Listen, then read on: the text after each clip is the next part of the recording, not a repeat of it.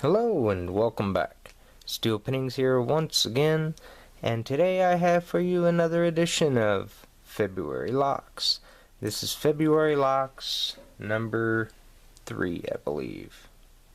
Maybe 4. We'll find out soon.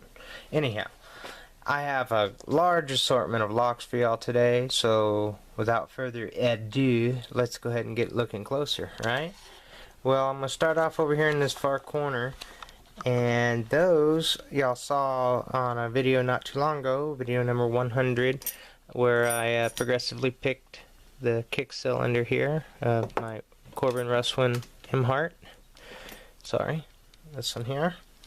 And showed you my mortise and padlock. And I said I had 2 more coming, and these are these. And they are gorgeous as well. Original padlock cores. M Hearts. They are gorgeous. The keys themselves, very high cut bitting on both keys. Slightly different bitting. Oops, sorry. Slightly different bitting. And of course they are master keyed with this one, which is really neat too. Now I just got to get 2 more padlocks to put them in.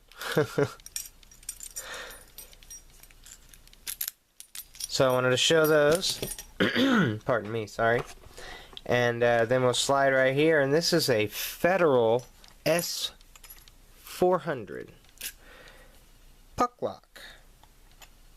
And it's a heavy little lock. It's twice as heavy as the American. Very heavy. If I had a scale, I'm going to have to look into getting a bigger scale. To weigh these, this is nuts. This thing is heavy. Anyhow, the Federal key, original keys with it. Beautiful little lock. Works beautifully. Maybe we can get that picked on camera, who knows. But then I picked up these here as well, and these are little brinks. And I got them for little add-ons and stuff, you know. They got a nasty little bitting to them. The standard M1 keyway.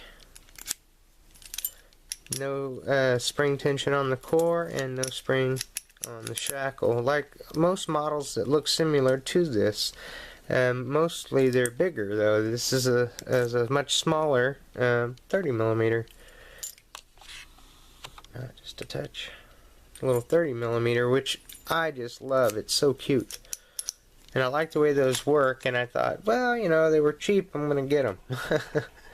And then you see right below it a beautiful shiny brass one here, and this is a Master Lock Pro Series 6841, and I got 2 of them brand new in a box, but they didn't have cores. I happen to have an extra best core I stuck in this one, and awesome, beautiful little locks. I couldn't pass them up. You know how I get, guys. I just can't pass them up. And then these older ones here are some really unique vintage push locks. The Yale you've seen, as a matter of fact, I think Bobby Key's done the most recent one. Beautiful picking he's done on these. He's gotten them rekeyed. I'm working on rekeying this one. As you can tell, I've unscrewed the puck on that side. Beautiful patina on it. It looks gorgeous. And then the same guy had these 2, which is a Slaymaker style push lock. They don't have the flat Yale style keyways. They have a more paracentric keyway. And then I have this Sergeant, which is a little rusty looking. You know, I'm gonna have to see if I can breathe a little love back into her. But it came with the original key too, so that was a big plus. Kind of weird bitting on it. Love the original keys. They look so gorgeous. But yeah, beautiful. Works nice. Awesome addition to my collections. And then these 4 over here I got as part of a trade with Mr. Tristan Booth. And I've been working on them, and I have a hard time with Yale style keyways. They just get to me, and whenever you get this style here, it just puts those Yales to shame. You gotta zoom into that. There we go. It just makes it really difficult. Like I said, it makes the Yales look hard, or look easy, and they get to me with that style. You have to learn how to get past them, and I never took the time to do so. I took the time to more so do these, and this is a Eva, EVVA, Eva, and it's kite mark single star, and the coolest part about it is, you see there's no top pins in there.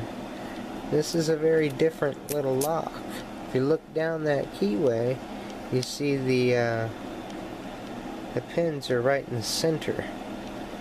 Yeah, it's a whole different take on sliders.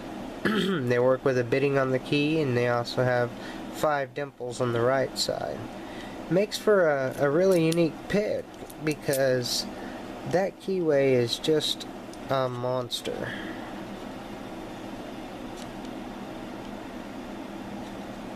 I wish it focused better, I don't know why. But you have to work right off of this edge right there and try and get up around that warding into it. It's a very difficult pick. I've been working on that. When I do get it on, I've been trying on camera, so when I do get it, I will get it on camera.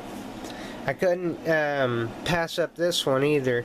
The guy threw it in for $5 more, and it's a beautiful deadly combination lock. And I've never had my hands on anything other than a silly master, you know, where you could pop it with a hammer and it open. So I'm gonna have to look into this one, read up about it, and study it up some more.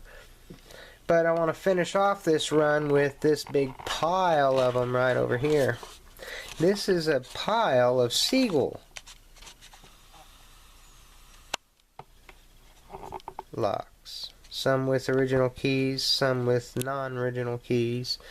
But they are really cool looking. I think they're a mailbox style lock. But it sits in the keyway sideways like that. The namesake is topside, then the key would be sideways. If you put the keyway topside, the name is sideways.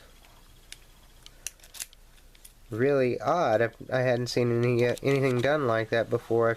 That's what makes me figure it's a mailbox style lock. But these here we know are, you know, little rim or Mortise rims.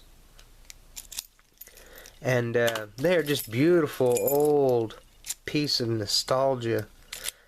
And I'll probably turn a couple of them into challenge locks and send them out, and I'll restore a couple of them and put them in my case.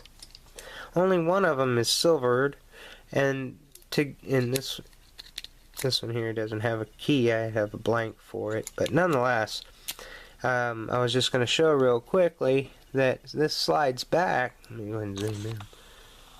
This slides back and it exposes the top, and already I guess lost a spring in it on the first one there, sorry, but the second one's active.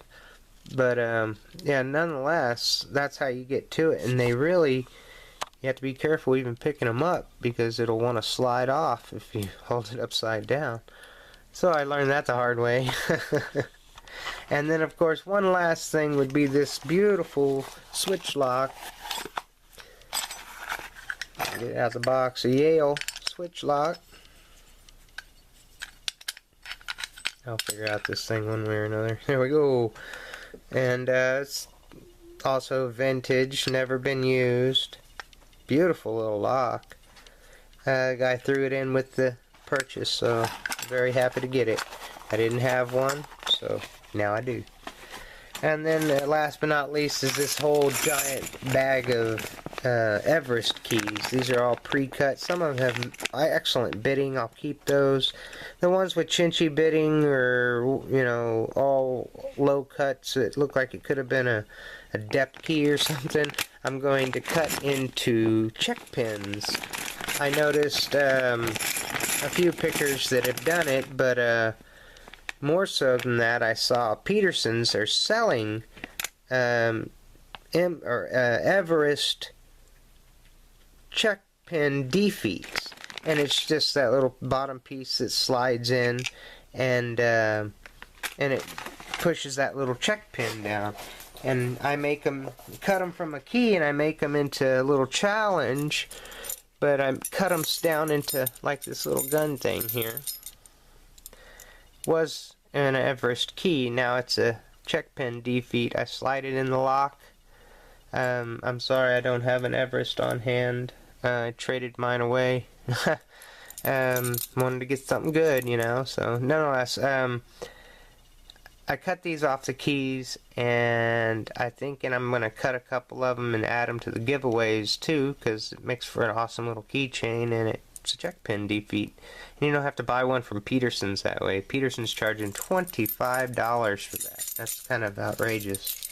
So I thought, well, you know, I can make them from that. I'll just buy a whole bunch of pre-cuts that somebody didn't want and cut them out of them. There we go. So I have a lot of cutting ahead of me, but I have a lot of fun doing it. I really thank y'all for joining me on this run through February locks. I really do appreciate it. Y'all, please stay safe and always stay legit. If you like this video and like what I do here, hit that like button. And as always, if you're new to the channel, hit that subscribe button. Until we meet again, peace.